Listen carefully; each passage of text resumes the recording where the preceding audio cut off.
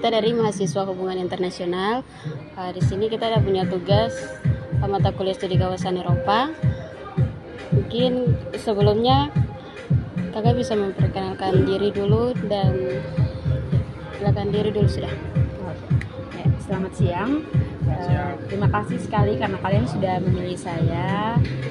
Nama saya Agit Aupe, owner dari brand lokal Papua Best Family Store. Saya juga bekerja di Money Bobbypreneurs sebagai trainers bisnis. Jadi saya yang mengelola bisnis saya sendiri dan memproduksi bisnis saya. Terus saya juga bisa kuliah dari hasil bisnis saya dan menguliahkan 2 adik saya. Bisa jelaskan kakak punya produk ini, perkenalan produknya secara singkat? Kalau untuk produk di sini, bisnis yang saya jalankan adalah produk hair care. Jadi saya buat produk-produk perawatan rambut. Di sini ada serum penumbuh rambut, terus ada minyak alpukat dan juga ada hair tonic. Kalau untuk hair tonic ini untuk memperkuat setiap helaian rambut, dan kalau untuk minyak alpukat bisa untuk kulit badan dan juga kulit kepala dan rambut untuk melembabkan dan juga menjaga kelembapan rambut. Kemudian untuk serum penumbuh rambut ini untuk mempercepat pertumbuhan rambut. Sebenarnya juga ada produk shampoo dan hair mask, tapi karena 2 produk ini sudah habis, jadi ini stok yang masih ada. Berikutnya kita mungkin masuk ke pertanyaan pertama saja kakak. Bagaimana kakak punya skala pemasarannya nih? Apakah dia sudah di sekitar Papua atau ke Indonesia atau mungkin sudah ke internasional? Untuk zona pemasaran sudah mencakup seluruh Indonesia, dan juga kita pernah punya customer itu di Port Moresby dan Vanimo, tapi karena kendala kita belum punya legalitas BPOM, jadi kita belum bisa ekspor keluar. Padahal kita sudah ada punya permintaan dari target pasar kita di media sosial. Gitu. Berarti kakak cara menjualnya nih lewat online ya? Iya, untuk penjualannya kita menggunakan marketplace.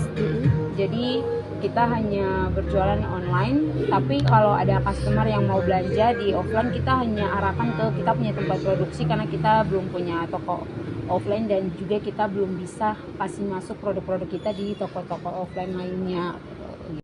Baik kakak, karena kakak punya produk ini kan sudah ke internasional begitu, pemasarannya sudah ke internasional. Nah, di internasional sendiri kita tahu bahwa ada namanya pasar tunggal. Pasar tunggal itu kan adalah kebijakan yang dibuat oleh beberapa negara untuk dikhususkan kepada masyarakat di dalam kawasan tersebut. Contohnya di Asia kita kenal dengan MEA atau Masyarakat Ekonomi Internasional. Jadi kebijakan itu dibuat supaya masyarakat di dalam negara Asia itu mereka bisa saling berbagi produk begitu antar negara dalam kawasan. Kira-kira pengaruhnya pasar tunggal ini terhadap kakak punya produk itu seperti apa?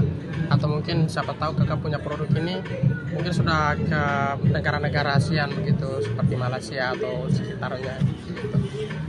Kalau untuk pengaruh mungkin baik, tapi karena kita di Indonesia ini wajib hukumnya melengkapi setiap legalitas.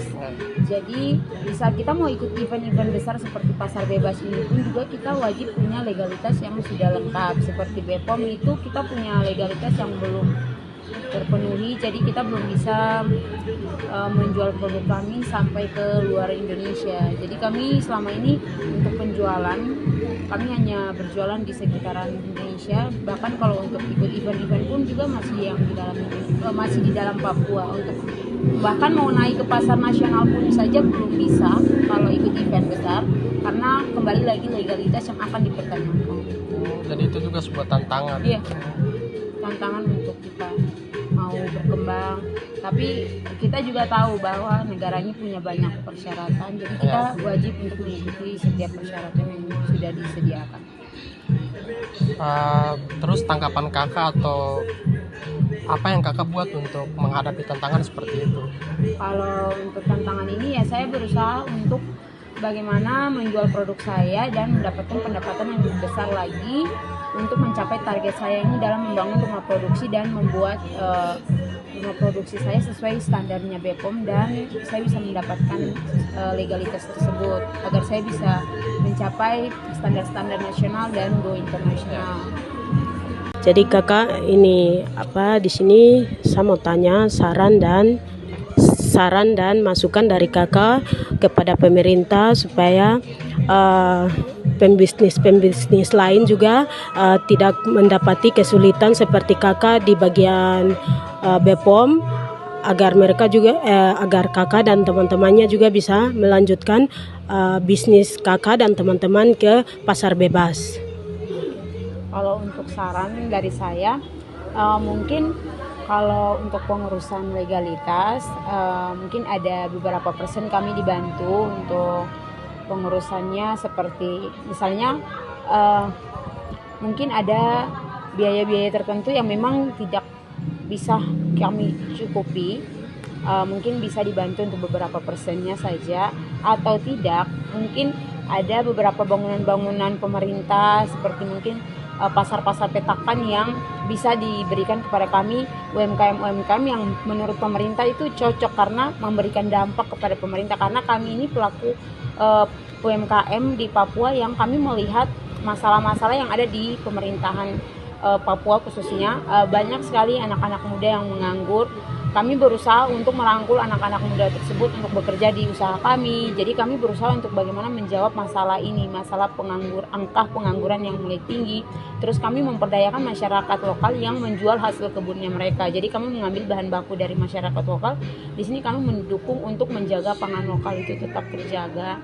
Dan untuk secara pendapatan kami juga bisa memberikan pembayaran pajak yang teratur, karena kami sadar bahwa kami adalah pelaku usaha. Jadi kami adalah pelaku usaha yang benar-benar kami berusaha untuk memberikan dampak kepada pemerintah. Jadi kami juga mau dilirik agar bisa tahu bahwa kami ini sebenarnya saling membantu begitu. Tapi sejauh ini kami berusaha untuk berkembang sendiri, walaupun kami mengalami banyak sekali masalah, tapi kami tidak mau tunggu ditolong dulu, tapi kami berusaha untuk menolong diri kami. Tadi apa yang kakak Agit ajukan sebagai saran, mungkin semoga bisa didengar ya oleh pemerintah supaya bisa untuk lebih membantu begitu UMKM yang ada di tanah Papua ini. Mungkin sekian dari saya. Terima kasih banyak untuk kakak Agit yang udah datang supaya kita bisa wawancarai kakak dia. Sekian. Ya, semoga bisnisnya lancar dan semakin banyak pembeli, dan semoga legalitasnya tuh bisa keluar dan kakak bisa mengirimnya ke pasar-pasar internasional. Sekian, terima kasih. Jadi dari wawancara tadi kita bisa dapat belajar bahwa setiap pengusaha dapat bersaing dengan pasar tunggal, tetapi yang menjadi kendalanya adalah berbagai macam syarat yang harus dilengkapi sebelum mengeluarkan produk-produk dari para pebisnis tersebut. Jadi di sini dapat kita pelajari bahwa legalitas merupakan hal nomor 1 yang harus kita lengkapi sehingga produk kita dapat bersaing pasar tunggal. Sekian dan terima kasih.